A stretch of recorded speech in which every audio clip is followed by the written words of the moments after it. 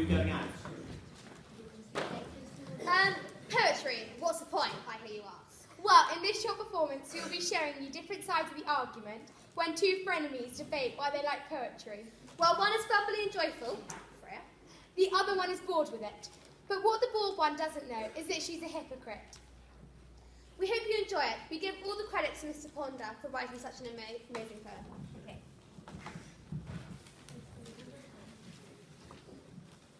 Poetry. What's the point? I like poetry. I don't like poetry. I like poems that mix enjambment with cessages to bake rhythmical flavours.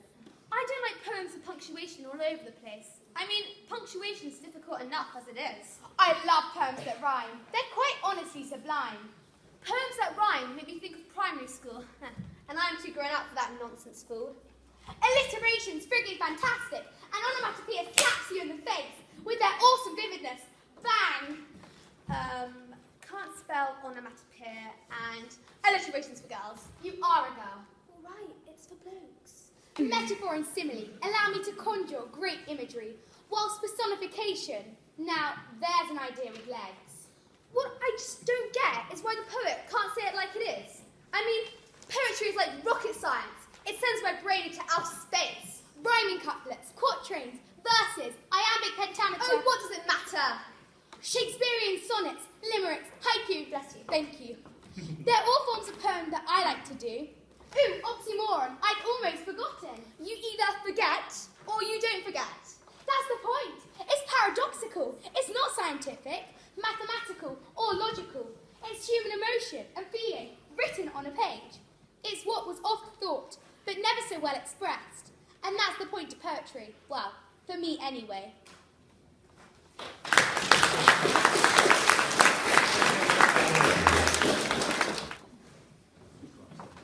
Fine, Jan. You tell me about your teacher. Fine. Well, my teacher ate my homework, which I thought was rather odd. He sniffed at it and smiled with an approving sort of nod. He took a little nibble. It's unusual, but true. And then had a somewhat larger bite and gave a thoughtful chew. I think he must have liked it, for he really went to town. He gobbled it with gusto and waffled the whole thing down. He licked off all his fingers, gave a burp and said, "You passed. I guess that's how they grade you when you're in a cooking class." My teacher wasn't half as nice as yours seemed to be. His name was Mr. Unsworth, and he taught us history. When you didn't know a date, he'd get you by the ear and start to twist, while you sat there, quite paralysed with fear. He'd twist and twist and twist your ear and twist it more and more, until at last the ear came off and landed on the floor. Our class was full of one-eared boys. I'm certain there were 8 who'd had them twisted off because they didn't know a date. So let us now praise teachers who today are all so fine, but yours in particular is totally divine.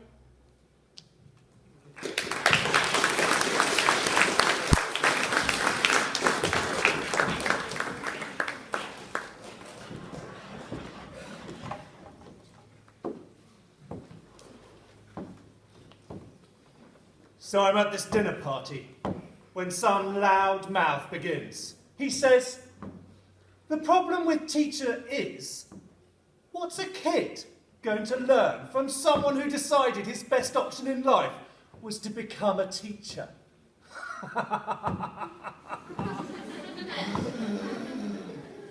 He reminds the other dinner guests that it's true what they say about the teachers. Those who can do, those who can't teach.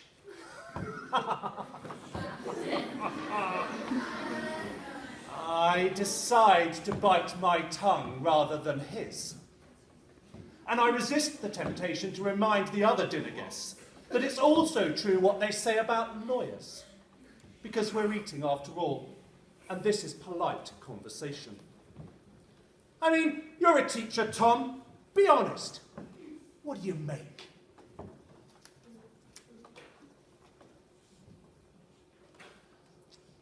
And I wish you hadn't done that. the ask me to be honest bit. Because you see, I have this policy about honesty and arse-kicking. If you ask for it, then I'm going to let you have it. You want to know what I make. I make kids work harder than they ever thought they could. I make an A4 feel like the Victoria Medal for bravery, and I can make a C1 feel like a slap in the face. How dare you waste your time with anything less than your very best? I make kids sit through 40 minutes of digest in absolute silence. No, you may not work in groups. No, you may not ask a question. This is silent reading. Why won't I let you go to the loo? Because you're bored. And you don't really have to go to the loo, do you? I make parents tremble in fear when I call home. Hi, and this is Mr. Haig. I hope I haven't called at a bad time. I just wanted to tell you something about your son. You can hear the sweat dripping from their forehead. He said to a big bully in the playground, "Leave the kid alone." I still cry sometimes. Don't you? It's no big deal. And you know what? That was the noblest act of courage I have ever seen. I make parents see their children for who they are and what they can be. You want to know what I make? I make kids wonder. I make them question. I make them criticise. I make them apologise and make them mean it. I make them write, and I make them read and read and read. I make them spell definitely beautiful, definitely beautiful, definitely beautiful, definitely beautiful. I make them show all their work in maths and hide it on their final drafts in English. I make them understand that if you've got this, then you follow this. And if someone ever tries to judge you by what you make, you give them hell. Finally, let me break it down for you so you know what I say is true. Teachers make a goddamn difference. Now, what about you?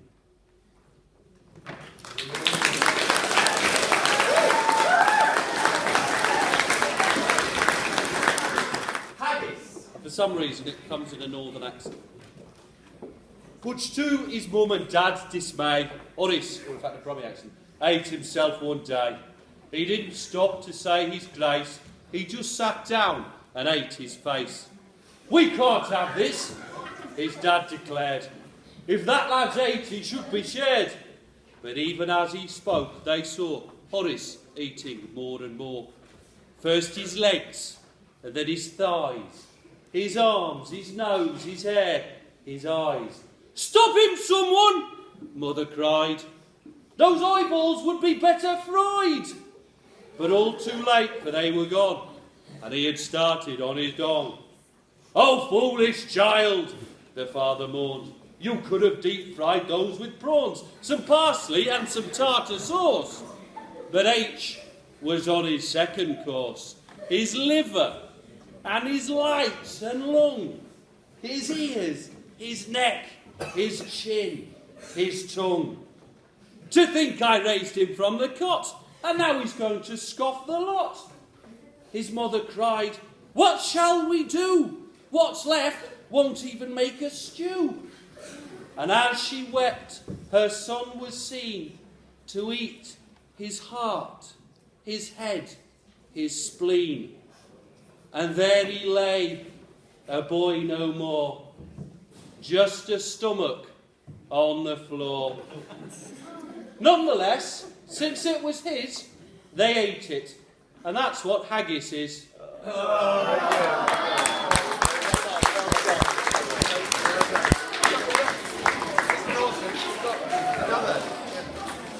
Okay, from a poetical pinnacle to the absolute dudgeon of dreary poetry. I had a word with Tom to really get the full cultural weight of the evening sort of working for us. And I said, Tom, are there any famous Australian poets? And he went away for a week to try and find one. And apparently he's finally come up with one. And it's just going to do a very short blast because it's just a bit tortuous on the ears. Would you like to introduce it? Yes, I would. I should be so lucky. Hello everyone, I'm Tom. This is a poem from Dorothy McKellar. It was in 1908. She was an Australian woman, and much like how they did with Australian convicts, they sent them to England. And then she went to England and she wrote a poem because she missed her beautiful home of Australia. So allow me to read you some... Yeah. The love of field and coppice, of green and shaded lanes, of ordered woods and gardens is running in your veins. Strong love of grey-blue distance, brown streams and soft, dim skies. I know, but cannot share it, my love is otherwise. I love a sunburnt country, a land of sweeping plains, of ragged mountain ranges, of droughts and flooding rains. I love her far horizons, I love her jewel sea, her beauty and her horror, the wide brown land for me. Thank you. For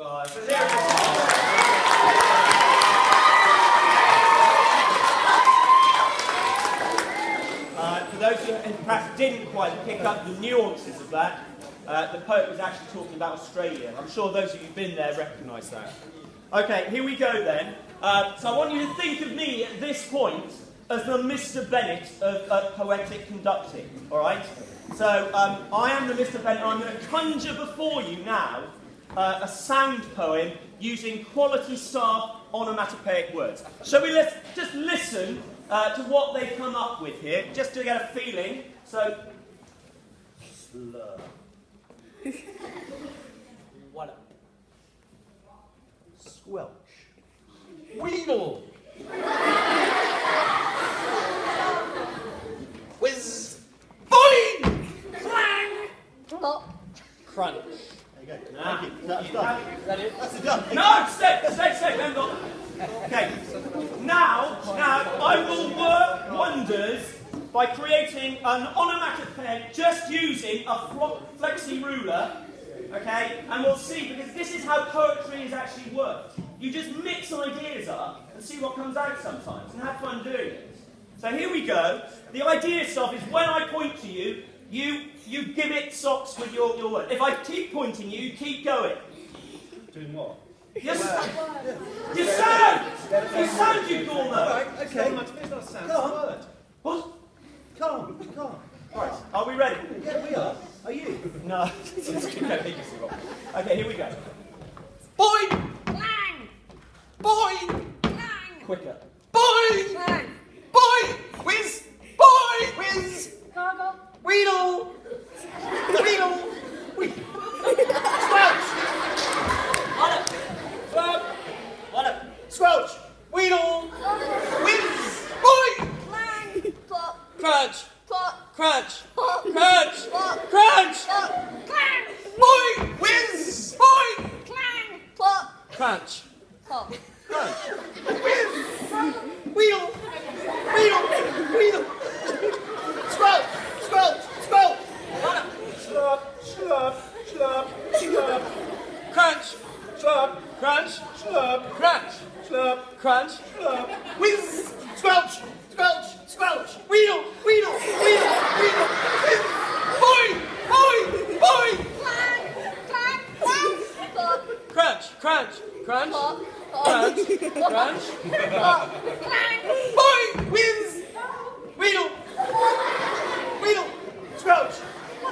Squelch! Weedle! Squelch! Weedle! Whiz! Boing! Clang. Plop. Crunch. Boing! Yes!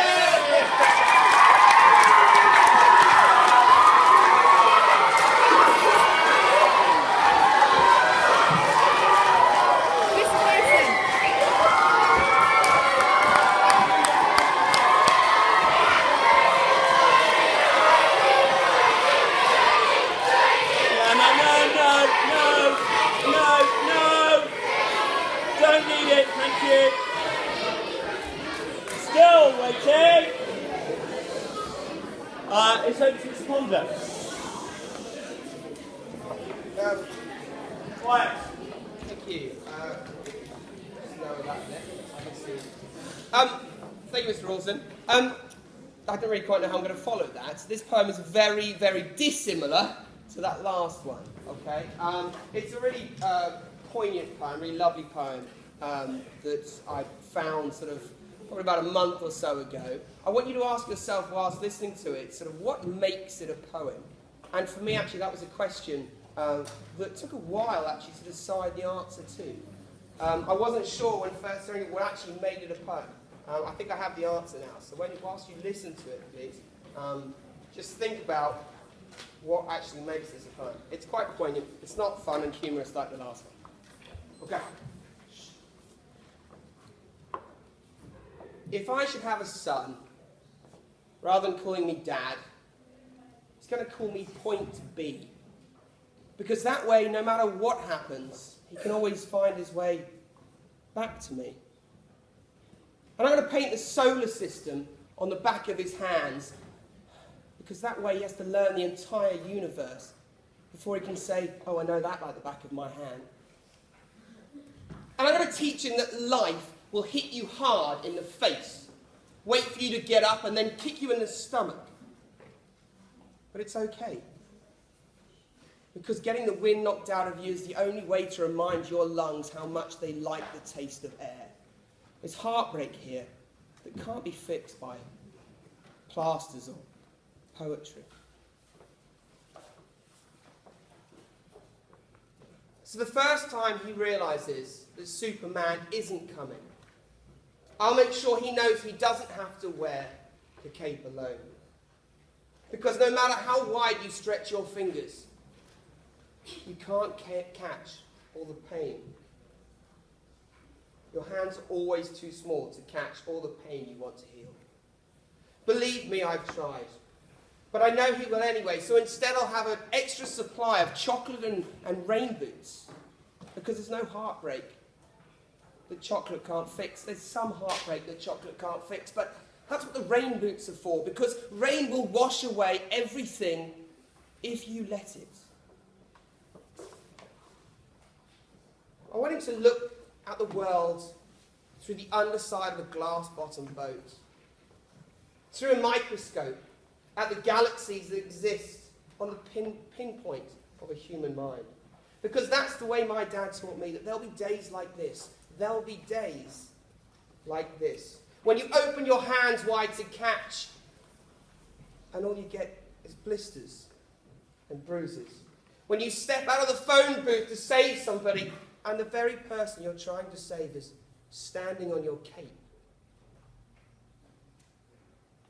When your boots fill up with rain and you're up to your knees in disappointment, and those are the very days you have to be more thankful, because there's nothing more beautiful than the way the ocean refuses to stop kissing the shoreline. No matter how many times it's sent back. You will put the star in starting over and over. You'll put the wind in win some, lose some. And no matter how many landmines erupt in a minute, be sure that your mind lands on this beauty called life. And yes, on a scale from 1 to over-trusting, I'm pretty naive. But I want him to know that this world is made of sugar. It can crumble so very easily, but don't be afraid to stick your tongue out and taste it.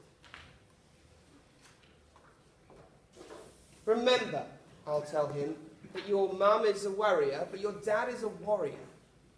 And you're the boy with small hands and big eyes who refuses to stop asking for more.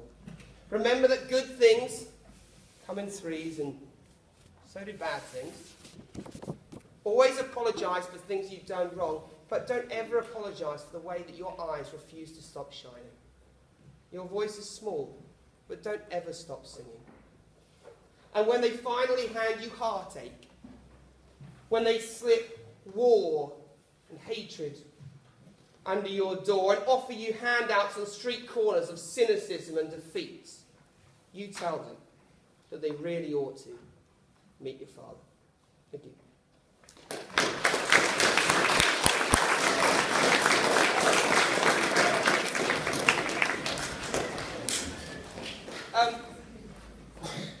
Quite difficult actually to sort of read that.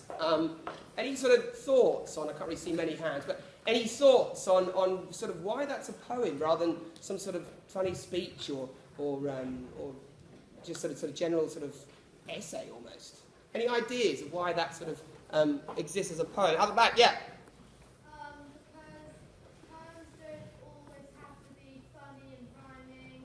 Sometimes it's going to be a bit serious. Okay, yeah, sometimes it has to be a bit serious. Poems, as was said by Freya and Tatty, are the way that we get down those sort of those deepest emotions that we have onto paper in words. They can do that far better than any other form of writing. So yes, definitely they don't have to rhyme, they don't have to be funny. Another hand over there. They have morals, possibly. So what's the moral there? Okay, there's always somebody you can turn to. There's always somebody going to be supporting you.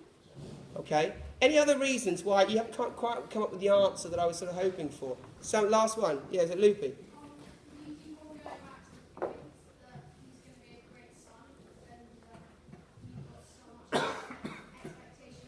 Okay, so there's a bit of repetition there, possibly. Yeah, I think the poetical language. Okay, I love the metaphor in that when it said about the world's made out of sugar. Okay, that it can crumble. Okay, it might fall apart, but don't be afraid to stick your tongue out and taste it. Okay, try things out, guys. Following that is a much better poem than the one I just read. It's performed by Madeline Power, and she's done a really, really fantastic job with this. In fact, so much so that I feel that she'd probably be doing this for her drama scholarship. So I hope that you enjoy it. It's more of a sort of, what do you call it, Mr. Ross? A street cred poem. A street... Down on the grand When Mr. Rawson said to me, call it a street cred poem, I said, no, that just sounds as though you're trying to be cool, which of course it does. But it is a sort of a slightly street poem. It's almost a sort of a rap sort of thing, okay? Maddie Power, it's over to you.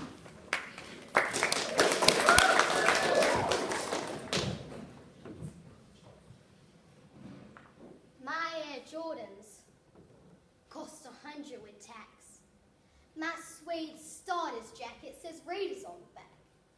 I'm styling, smiling, looking real mean. 'Cause it ain't about being heard, just being seen. My leather Adidas baseball cap matches my fake Gucci backpack. Ain't nobody looks as good as me. But this gear costs money, and it sure ain't free. And I got no job, no money at all. But it's easy to steal all this from the mall. My parents say I shouldn't, but I knows I should. Gotta do what I can to make sure I look good.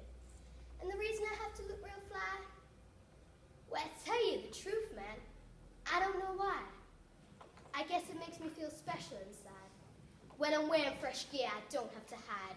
But I really must get some new gear soon, or my ego will pop like a 10-cent balloon. The security's tight on all the shops. Every day there are more and more cops. And my crew is laughing at me because I'm wearing old gear. School's almost over. Summer is near and I'm sporting torn Jordans. And I need something new. There's only one thing left to do. Cut school Friday, take the subway downtown, check out my victims hanging around. Maybe I'll get lucky and find easy prey. Gotta get some new gear, there's no other way. I'm ready and willing. I'm packing my gun. This is serious business. This ain't no fun. And I can't have my posse laughing at me. I'll cop something dope. Just wait. You'll see. Come out of the station, West Fulton in the park. Brothers shooting hoops, and someone remarks, "Hey, homies, where you get the Nikes?" And I says to myself, yeah, I likes them, I likes. They were Q-tip, bright white, and blind in my eyes. The red emblem of Michael looked as if it could fly. Not one spot of dirt, the airs were brand new. Had my pistol, and it knew just what to do. Waited until it was just the right time, followed him very closely behind. He made a left turn on a Houston, and I pulled out my gun and I screamed, "Give me them Jordans!" And the punk tried to run. He took off fast, but he didn't get far. I fired, pow! And the fool fell between two parked cars while coughing and crying. Blood spilled on the street, and I snatched them Air Jordans right off of his feet. While lying there dying, all he could say was, "Please, man, Don't take my Jordans away. You'd think he'd be worried about staying alive. As I took off with his Jordans, there were tears in his eyes. The very next day I backed into school. My brand new Air Jordans, now man, I was cool. I killed to get 'em, but hey, I don't care. 'Cause now, I needs a new jacket to wear. Thank you. Invictus by William Ernest Henley. Out of the night that covers me, black as the pit from pole to pole, I thank whatever gods may be for my unconquerable soul. In the fell clutch of circumstance, I have not winced, nor cried aloud. Under the bludgeonings of chance, my head is bloody, but unbowed. Beyond this place of wrath and tears looms but the horror of the shade, and the menace of the years finds and shall find me unafraid. It matters not how strait the gate, how charged with punishment the scroll. I am the master of my fate. I am the captain of my soul.